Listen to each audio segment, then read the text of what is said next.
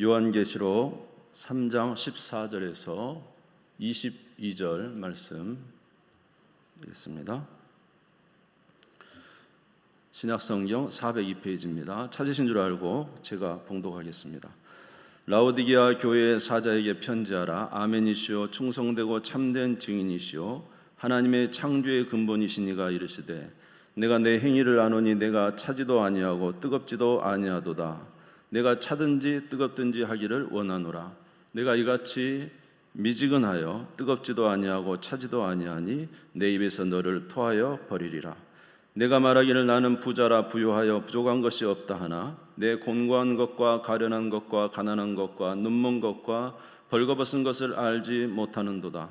내가 너를 권하노니 내게서 불로 연단한 금을 사서 부유하게 하고 흰옷을 사서 입어 벌거벗은 수치를 보이지 않게 하고 안약을 사서 눈에 발라보게 하라. 물은 내가 사랑하는 자를 책망하여 징계하노니 그러므로 내가 열심을 내라 회개하라. 볼지어다 내가 문 밖에 서서 두드리노니 누구든지 내 음성을 듣고 문을 열면 내가 그에게로 들어가 그와 더불어 먹고 그는 나와 더불어 먹으리라. 이기는 그에게는 내가 내 보좌에 함께 앉게 하여 주기를 내가 이기고 아버지 보좌에 함께 앉은 것과 같이 하리라. 귀 있는 자는 성령이 교회들에게 하시는 말씀을 들을지어다. 할렐루야. 한 주간도 우리 하나님의 은혜 가운데 평안하신 줄 믿습니다.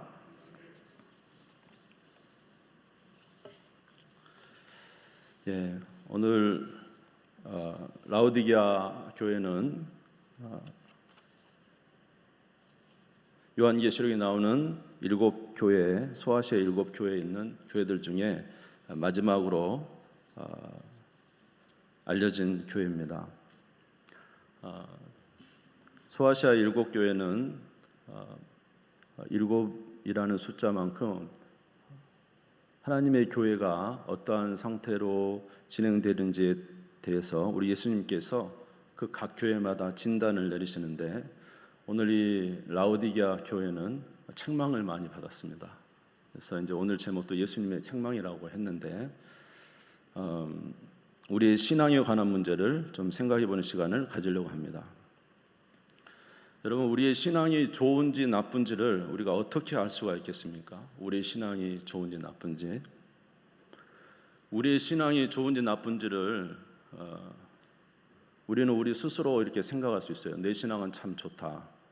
내 신앙은 또 나쁘다. 이 정도면 내 신앙 괜찮지 않겠나, 그렇게 우리가 생각할 수가 있어요. 그렇지만 우리 신앙의 판단은 내가 하는 것이 아니라 바로 예수님께서 우리 신앙의 판단을 해주시는 것입니다. 자, 신앙이 좋은 것은 외적인 것에 있지 아니하고 그 열매에 있다고 말씀을 하셔요. 여러분, 우리가 한 나무 과실을 심었어요. 그러면 그 과실이 좋은 과실인지 안 좋은 과실인지 우리가 어떻게 알죠? 예? 좋은 과실수는 때가 되면 열매를 많이 맺으면 좋은 과실수죠. 그런데 나무를 심었는데 나중에 시간이 지나도 전혀 열매를 맺지 못해요. 그러면 좋지 않은 나무고 쓸모없는 나무가 되는 것입니다. 이처럼 우리 신앙에서도 그 열매로 우리를 알 수가 있는 거예요. 열매로. 그래서 오늘 라오디게아 교회에 대해서 예수님께서 이제 책망을 하시는 거예요. 라오디게아 교회는 뭐라고 하냐면 자기들은 전혀 신앙에 부족함이 없다라고 말을 하고 있습니다. 우리 17절 한번 같이 읽겠습니다. 3장 17절입니다. 같이 읽읍시다. 시작. 내가 말하기를 나는 부자라 부유하여 부족한 것이 없다 하나 내 곤고한 것과 가련한 것과 가난한 것과 눈먼 것과 벌거벗은 것을 알지 못하는도다. 자, 이 라오디게아 교회는 제가 이제 지금 현재 터키거든요. 소아시아에 7교회가 그때 당시 있었는데 거기 한번 가보았습니다. 이제 골로새하고 매우 근접한 데 있었고 또 그곳에는 히에라볼리라는 또 온천수가 나는 관광지도 있어요. 이 라오디게아를 가보니까 대단한 도시예요.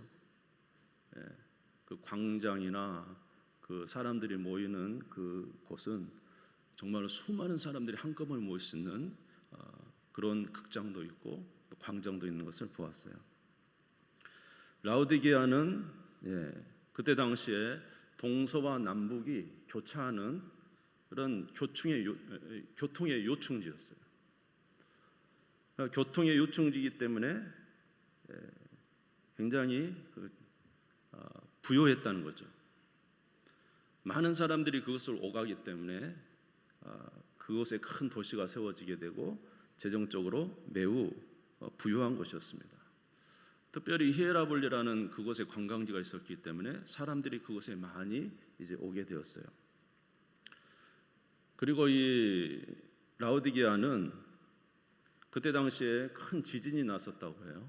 지진이 나서 이제 로마의 본국에서 여기를 이제 도와주겠다 하니까 도울 필요 없다고, 우리는 돈 많이 있다고, 걱정하지 말라고 할 정도로 이 라오디게아는 굉장히 부유한 도시였습니다. 또 그런가 하면은 양모가 굉장히 발달했어요. 이제 가보니까 지금도 양이 많이 그곳에 있더라고요. 양모가 발달해가지고 의류 사업이 엄청나게 발전된 곳이에요.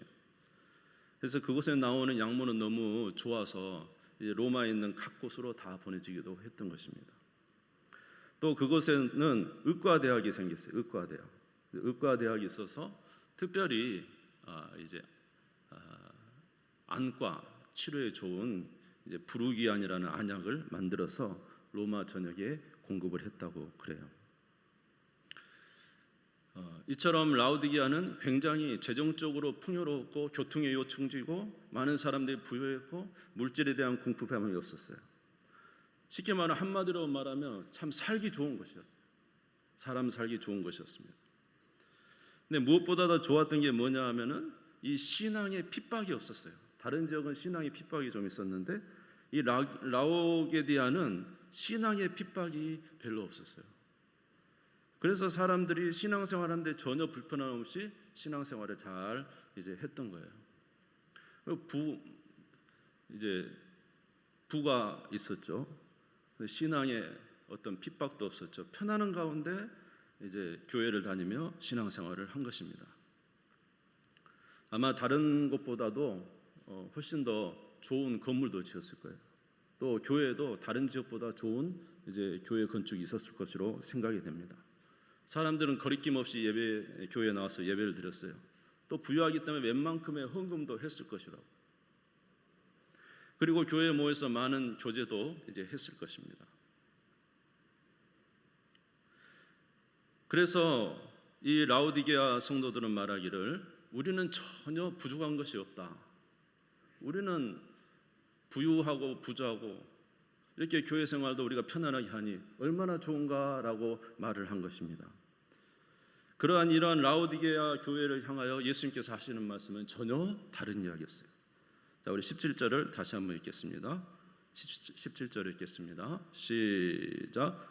내가 말하기를 나는 부자라 부유하여 부족한 것이 없다 하나 내 곤고한 것과 가련한 것과 가난한 것과 눈먼 것과 벌거벗은 것을 알지 못하는도다. 라오디게아 교회 성도들은 말하기를 자기들은 전혀 부족함이 없다. 외적으로도 그렇고 신앙생활하는 대로 전혀 부족함이 없다. 우리는 모든 게 다 충족되어 있다. 이렇게 이야기했지만 예수님께서 부활하신 예수님이시죠. 부활하신 예수님께서 이제 사도 요한을 통해서 7 소아시아 교회 편지에서 보내라는 거예요. 이 라오디게아 교회에 편지에서 보내면서 하시는 말씀이 예수님이 하시는 말씀이 너희들은 부요하고 부족함이 없다고 하지만 사실은 너희들은 굉장히 공고한 상태에 있다는 거예요. 공고라는 것은 뭐냐 하면은 전쟁이 일어나서 모든 걸 싹 가지고 간 상태, 아무것도 가지고 있지 않는 상태라는 거예요. 공고하다.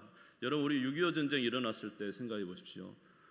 전쟁이 일어난 이후에 우리나라 어땠습니까? 진짜 공고했습니다. 먹을 것도 없었고 직장도 없었고 모든 건물은 다 파괴되고 아이들이 울고 가족은 해체되고 그런 상태입니다. 그 라오디게아 교회는 자기들이 부유하다고 하지만은 우리 예수님이 말할 때 너희들은 모든 것을 빼앗긴 것 같은 그런 곤고한 영적 상태에 있다는 거예요. 그리고 또 뭐라고 하냐면은 너희들은 가련하다 그래서 17절에 보면 가련하다. 가련한 것은 불쌍하다는 거예요. 참 불쌍하다. 가난하다 그랬어요. 영적인 부유는 하나도 없다. 우리 예수님이 볼 때는 너무너무 가난해요. 아무것도 가진 게 없어요. 또 너희는 눈이 멀었다 그랬어요. 우리 17절 다시 한번 보여주실래요? 예, 보면은 뭐라 그랬어요? 눈이 멀었다 그랬어요. 영적으로 분별할 그런 영적 분별력을 가지지 못했다고 했어요. 벌거벗었다는 것입니다. 벌거벗었다는 건 뭐예요? 아주 벌거벗어 얼마나 수치스럽습니까? 예수님이 볼 때는 너희들은 수치로 가득하다는 거예요.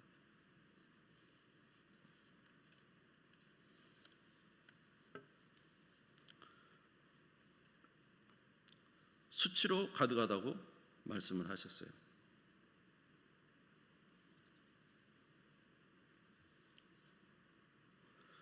예. 그렇다면 예수님이 이렇게 말씀을 하셨는데, 그렇다면 도대체 이 지금 라오디게아 교회가 상황이 이런데 예수님은 도대체 어떤 것을 원하시느냐 이 말이에요. 예수님이 말하는 것은 도대체 어떤 신앙을 가질 때 예수님께서는 부유한 신앙이라고 말씀하시는가 하는 것입니다. 그것은 계시록 3장 18절입니다. 계시록 3장 18절을 한번 같이 읽겠습니다. 시작. 내가 너를 권하노니 내게서 불로 연단한 금을 사서 부유하게 하고 흰옷을 사서 입어 벌거벗은 수치를 보이지 않게 하고 안약을 사서 눈에 발라보게 하라. 예수님께서 원하시는 신앙은 열매를 가지고 있는 신앙이래요. 그것은 뭐냐면 불로 연단한 금을 가지고 있는 신앙. 불로 연단한 금을 가지고 있는 신앙. 그러니까 모든 어려움과 환난 속에서 금 같은 부요를 가지고 있는 신앙을 말하는 것이죠. 이러한 신앙을 정말로 갖기를 원했어요.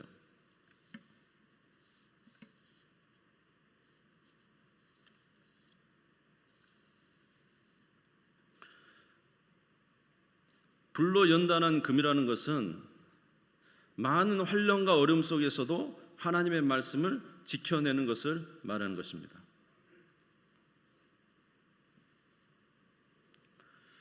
자,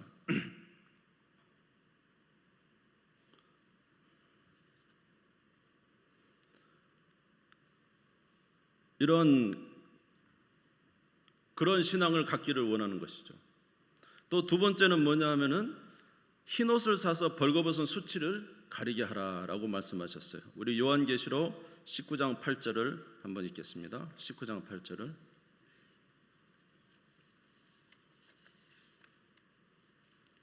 19장 8절을 같이 읽읍시다. 시작.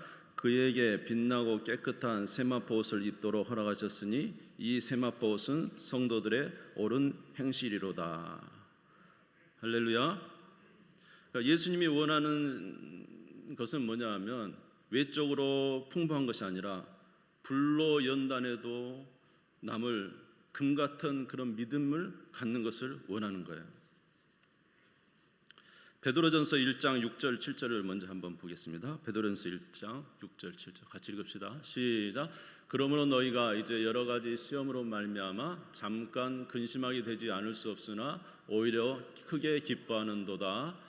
너희 믿음의 확실함은 불로 연단하여도 없어질 금보다 더 귀하여 예수 그리스도께서 나타나실 때 칭찬과 영광과 존귀를 얻게 할 것이니라. 여기 보면은 불로 연단할 금이라는 단어가 나와요. 베드로 사도가 이제 갑바도기아나 다른 이방의 교회를 향하여 이야기를 합니다. 너희가 여러 가지 환난을 당하지만은 그 환난 속에서 불로 연단해도 없어지지 않을 금 같은 너희 믿음을 갖기를 원한다. 많은 환난 속에서 또 끝까지 믿음을 지키고 인내하며 살아가는 건 금같은 신앙을 가지기를 원한다 라고 이렇게 말씀하셨어요. 그러니까 예수님이 원하는 것은 바로 이런 신앙을 갖는 거예요. 두 번째는 뭐라고요? 우리 계시록 19장 8절 읽었습니다. 한번 또 다시 한번 보겠습니다. 계시록 19장 8절. 그에게 빛나고 깨끗한 세마포 옷을 입도록 허락하셨으니 이 세마포 옷은 성도들의 옳은 행실이로다. 자, 요한계시록 19장의 말씀에 보면은 예수님이 신랑으로 오시고 우리는 뭡니까? 신부입니다. 여러분, 신부는 누구를 맞아야 되죠? 신랑을 맞을 때 어떤 옷을 입습니까? 예? 예, 하얀 옷 입죠. 예, 세마포 옷 같은. 그러니까 여러분, 예수님이 오실 때 우리는 예수 그리스도로 말미암아 그의 대속으로 말미암아 구원의 은혜를 받았어요. 그렇죠? 그러나 여러분, 우리가 이 세상을 살아가면서 우리가 예수님 오실 때 어떤 옷을 입고 맞아야 되겠어요? 깨끗한 하얀 세마포 흰 옷을 입어야 된다는 거예요. 그런데 예수님이 오실 때 말입니다, 그런 깨끗한 옷이 아니고 너저분한 옷을 입고 예수님 만난다면 여러분, 그것이 되겠습니까, 여러분? 그래서 오늘 이 지금 사도 요한은 라오디게아 교인들에게 이야기를 하는 거예요. 야, 너희는 외적으로는 굉장히 모든 것을 다 갖췄다고 말을 하지만, 그러나 너희는 진짜 공고하고 가련하고 아무것도 가지지 않은 것, 아무것도 가지고 있지 않다. 왜냐? 너희들의 교회 와서 예배는 드리고 나름대로 신앙생활하고 좋은 것을 가지고 있지만 너희들에게 불로 연단한 금이 있느냐. 주님은 열매를 보신다는 거죠. 우리 신앙이 불로 연단해서 또 없어지지 않을 그러한 금 같은 신앙을 가지고 있느냐 이 말이죠. 그런데 주님이 보실 때 이 라오디게아 교회는 외적으로는 다 좋았지만 그런 연단된 신앙이 없었다는 거예요.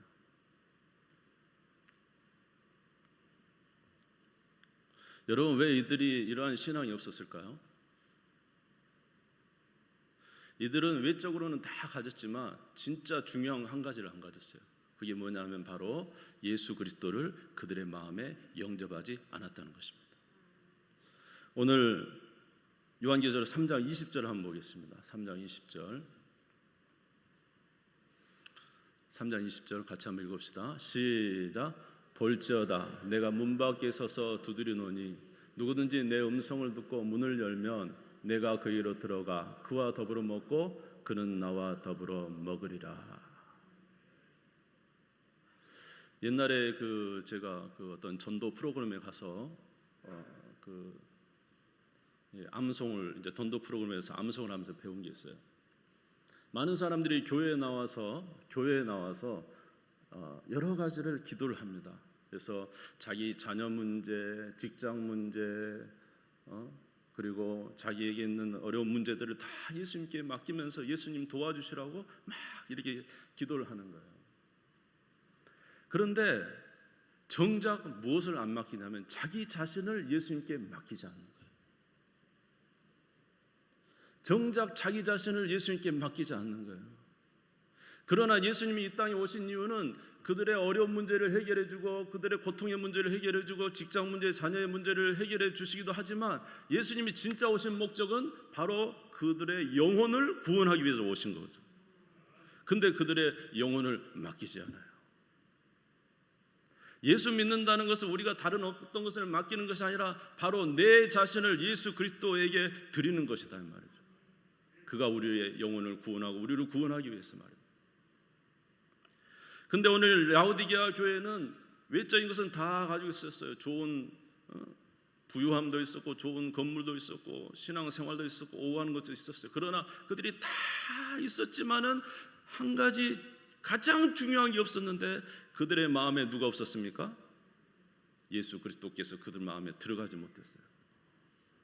그래서 오늘 여기 하시는 말씀이 뭐냐면 볼지어다 내가 문 밖에 서서 두드리노니 누구든지 마음의 문을 열면 내가 들어가 그와 더불어 먹고 마실 것이다. 사랑하는 성도 여러분, 여러분들의 마음 문을 열고 예수 그리스도를 모셨습니까? 이것이 여러분이 구원인 줄 믿습니까? 다른 어떤 것을 맡기는 것이 아니라 여러분 자신을 주님께 맡기는 거예요. 그래서 우리의 마음 문을 열면 주님이 우리 안에 들어오시는 거예요. 우리 안에 들어오시는 거예요. 여러분, 예수님이 우리 안에 들어오시면 무슨 역할을 하겠습니까? 우리 안에 들어오시면 주님의 말씀대로 살도록 하시는 것입니다. 주님의 말씀대로 살도록 하시는 거예요. 이 주님께서 들어오시면, 우리 안에 계시면 우리는 예수님과 함께 더불어 먹고 마시면서 하나님이 기뻐하시는 삶을 살아가도록 분명히 하신다는 거예요. 그것이 바로 하나님의 말씀을 통해서 우리를 점점 더 하나님이 기뻐하시는 것으로 만들어 간다는 거예요. 그래서 우리가 하나님의 말씀대로 살면 반드시 우리에게는 시련이 찾아오게 돼 있어요. 그렇지 않습니까? 우리가 마음문을 열고 예수 그리스도를 우리 안에 모시면 예수님은 반드시 우리 안에서 하나님의 말씀대로 사는 거룩한 백성을 만들기를 원하신다는 거죠. 그러면 그 예수님께서 우리에게 하시는 일은 뭐냐면 하나님의 말씀을 따라 살아가도록 하는 거예요.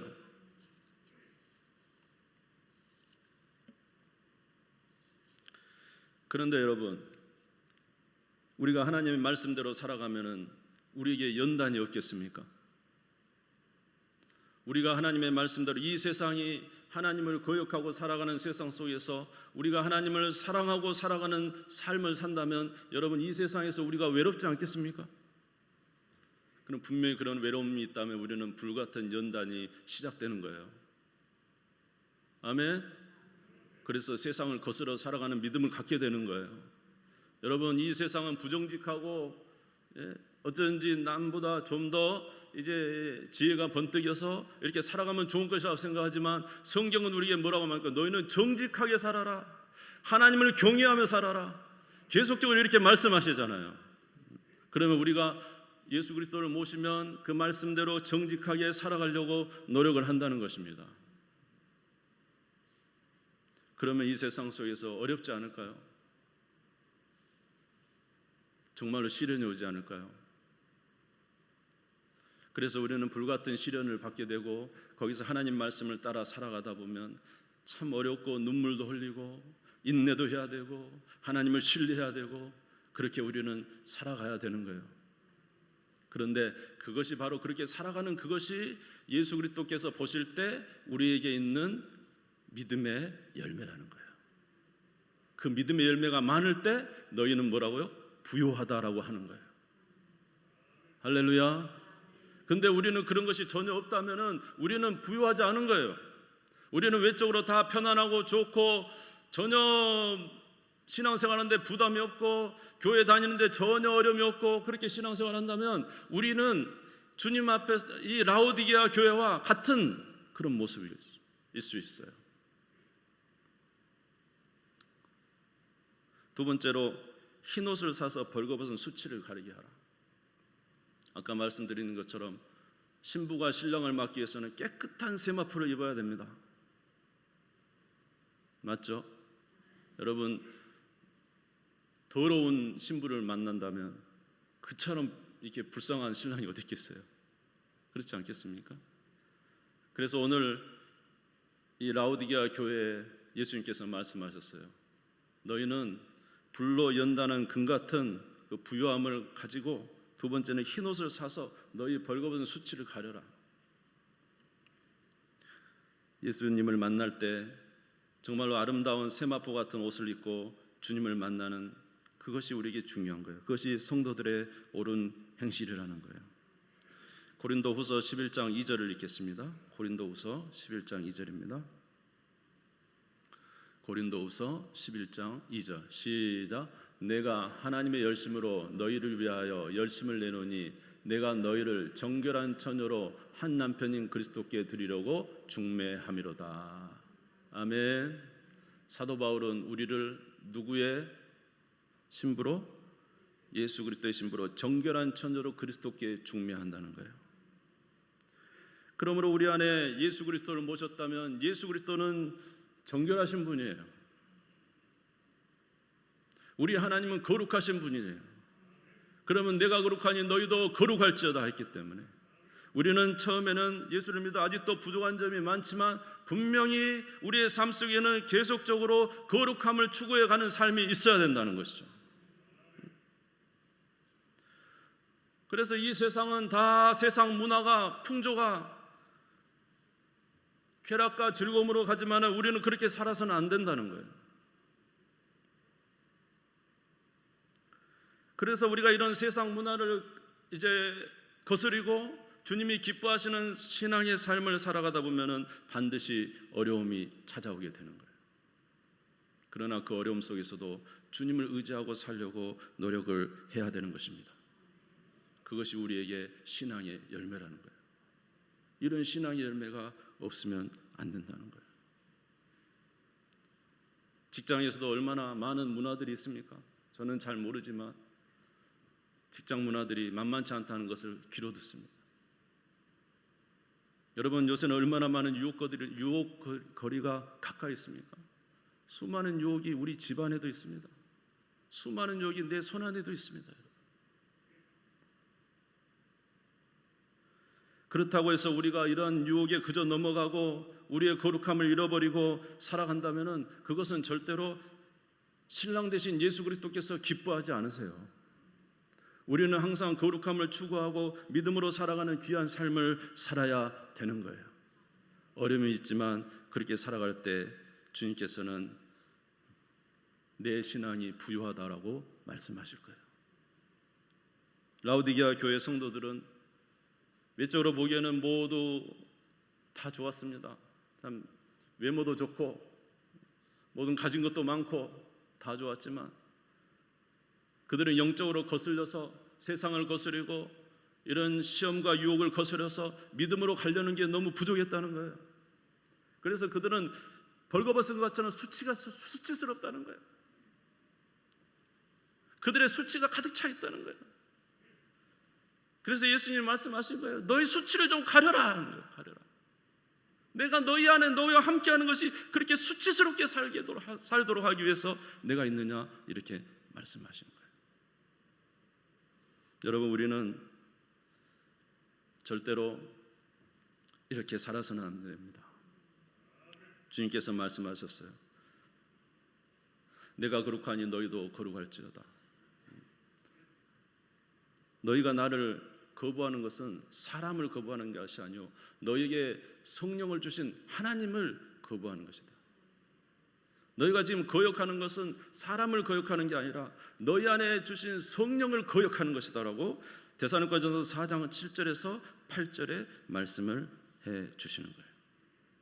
사랑하는 성도 여러분, 이러한 거룩을 추구하고 의를 추구하고 하나님이 기뻐하시는 정결함을 추구하는 신자 되시기를 주님의 이름으로 축원합니다.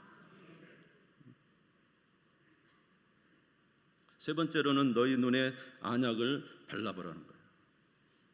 오늘 18절에 보면 안약을 눈에 발라보라는 거예요. 누가복음 4장 18절에 보면 이런 말씀이 있어요. 예수님께서 이 땅에 오신 것은 누가복음 4장 18절에 보면 예수님께서 이 땅에 오신 것은 눈먼 자를 보게 하기 위해서 오셨다 그랬어요. 우리 같이 읽겠습니다. 시작. 주의 성령이 내게 임하셨으니 이는 가난한 자의 복음을 전하게 하시려고 내게 기름을 부으시고 나를 보내사 포로된 자에게 자유를 눈먼 자에게 다시 보게 함을 전파하며 눌린 자를 자유롭게 하고. 아멘. 예수님이 온 것은 눈먼 자를 다시 보게 하기 위해서 오셨다는 거예요. 여러분, 사도 바울이 처음에 사울일 때 얼마나 열심히 했습니까? 유대교에서. 그래서 예수 믿는 자들을 다 잡아 죽이려고 모이고 감옥에 넣고 그렇게 했어요. 그때도 다메섹 도상에서 다메섹에 가서 예수 믿는 사람들을 데려다가 감옥에 집어넣으려고 갈 때 다메섹에서 정오에 빛이 비쳤잖아요. 태양보다 밝은 빛이 비쳤습니다. 누구였습니까? 부활하신 예수님이 이 사울에게 나타난 거예요. 사울아, 사울아, 네가 왜 나를 핍박하느냐? 주여, 네시니까 나는 네가 박해하는 예수다. 사울이 그 자리에서 꼬그라졌어요. 눈이 멀어버렸어요. 눈이 멀어버렸어요. 그런데 그가 예수님의 음성을 듣고 회개하고 이제 있을 때에 아나니아라는 사람이 나와서 그에게 안수할 때 눈에서 비늘이 벗겨진 거예요. 할렐루야. 사도행전 9장 17절에서 19절을 같이 읽겠습니다. 같이 읽읍시다. 시작. 아나니아가 떠나 그 집에 들어가서 그에게 안수하여 이르되 형제 사울아, 주곧 내가 오늘 길에서 나타나셨던 예수께서 나를 보내어 너로 다시 보게 하시고 성령으로 충만하게 하신다 하니 즉시 사울의 눈에서 비늘 같은 것이 벗어져 다시 보게 된지라. 일어나 세례를 받고 음식을 먹음에 강건하여 지니라. 할렐루야.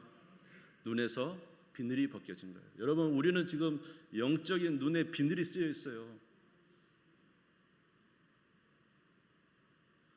주님이 보실 때는 우리는 모든 것 우리 안경도 쓰고 얼마나 좋아요. 텔레비의 화면은 점점 더 선명해지잖아요. 근데 우리 영화는 점점 멀어서 비늘이 막 쓰여져 있어요. 주님이 보실 때 너무 안타까운 거예요. 시편 119편 105절 읽겠습니다. 시편 119편 105절. 시편 119편 105절. 시작. 주의 말씀은 내 발의 등이요 내 길의 빛이니이다. 할렐루야. 주의 말씀은 우리 인생의 등이요 빛인데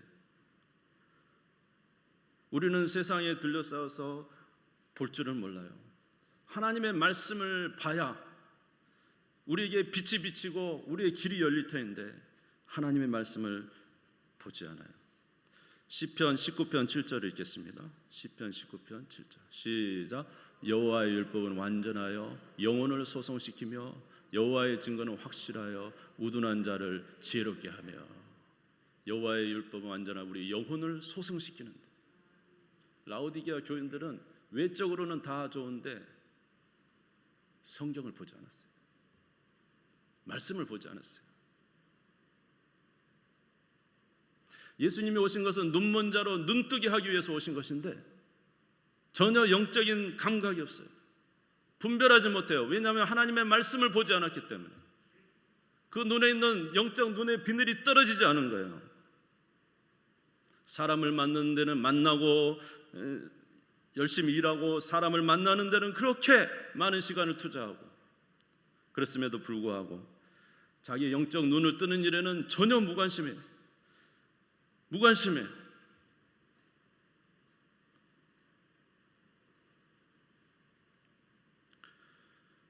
오늘날도 우리는 정말로 성경이 얼마나 많습니까, 여러분? 성경 종류만 해도 엄청나게 많잖아요. 그런데 성경을 읽는 사람은 예전보다 줄었어요. 이유가 뭐냐면 바빠서 못 읽겠대요. 여러분, 우리 눈에 비늘이 벗어져야 됩니다. 주님이 너의 신앙이 진짜 좋은 신앙이냐 안 좋은 신앙이냐는 여러분 우리 외적인 것으로 판단하는 게 아니에요. 사람이 보고 판단하는 외모가요. 사람은 외모를 보지만 하나님은 중심을 보신다 그랬어요. 할렐루야. 그러니까 여러분 오늘 이 시간에 한번 생각해 보세요. 이 시간에 여러분은 하나님의 말씀을 따라 믿음으로 살아가면서 연단된 정금과 같은 그런 금이 있습니까? 하나님의 말씀을 따라 살아가려고 하는 정말로 애타고 눈물 나고 고통스럽지만 하나님의 말씀대로 살아가려고 하는 정말로 불로 연단된 금이 있습니까? 여러분들은 우리 하나님이 거룩하고 예수 그리스도께서 정결하신 분이고 우리가 그의 신부이기 때문에 우리가 그 예수 그리스도를 만나기 위해서 정말로 나를 더 거룩하고 더 정결하고 더 깨끗한 자로 만나려고 하는 피나는 눈물이 있습니까?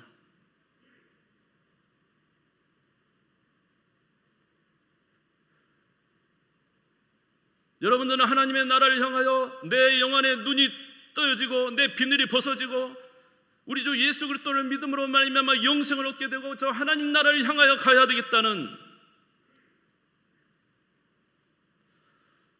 그 비늘이 띄어진 영적 눈이 띄어져 있습니까? 만약에 우리가 이것이 없다면 우리는 비참한 자예요. 우리는 눈먼 자예요.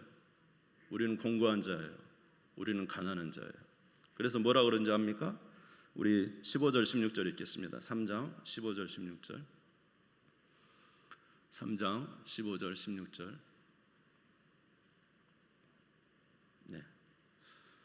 3장 15절 16절 같이 읽읍시다. 시작. 내가 내 행위를 아노니 내가 차지도 아니하고 뜨겁지도 아니하도다. 내가 차든지 뜨겁든지 하기를 원하노라. 내가 이같이 미지근하여 뜨겁지도 아니하고 차지도 아니하니 내 입에서 너를 토하여 버리리라. 이 라오디게아 교회는요, 정말로 다 편안하고 좋았지만은 정말로 믿음으로 연단을 믿음을 가지고 살아가려는 그런 인내와 희생과 믿음의 결단과 정말로 피나는 싸움, 죄와의 싸움과 그런 게 없어요. 거룩함도 없어요. 하나님의 나라를 향한 소망도 없어요. 그래서 예수님 보실 때 토하여 내고 싶다는 거예요.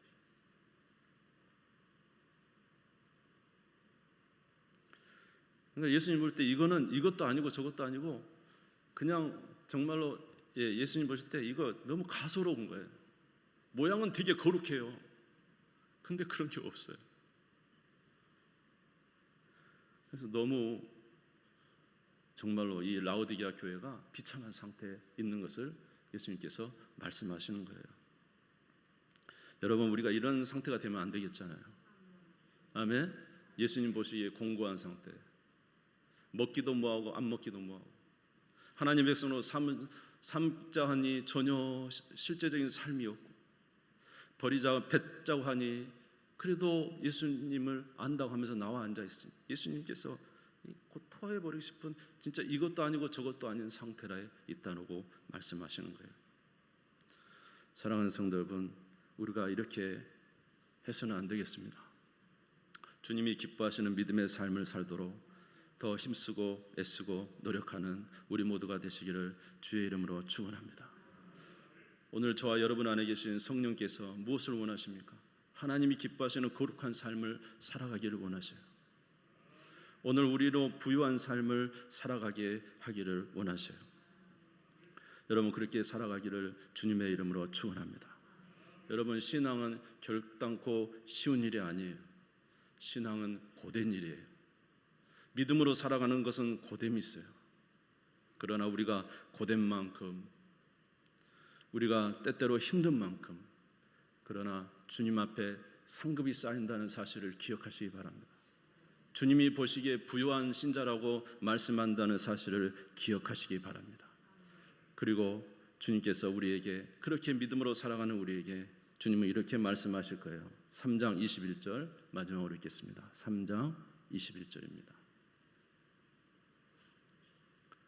3장 21절 마지막으로 읽읍시다. 시작. 이기는 그에게는 내가 내 보좌에 함께 앉게 하여 주기를 내가 이기고 아버지 보좌에 함께 앉은 것과 같이 하리라.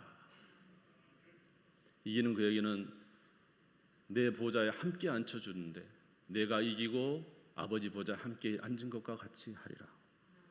여러분, 우리가 주님을 위해서 완벽할 수는 없지만, 온전할 수는 없지만, 그러나 주님을 위해서 우리가 최선을 다해서 믿음으로 살아간다면 주님께서는 우리를 친히 보시고 우리의 연약함 중이라도 적은 힘을 가지고라도 끝까지 인내의 말씀을 지키고 그렇게 살아갈 때 주님은 우리를 칭찬하시고 마지막 날에 주님의 보좌에 함께 앉혀주겠다고 말씀하고 있습니다.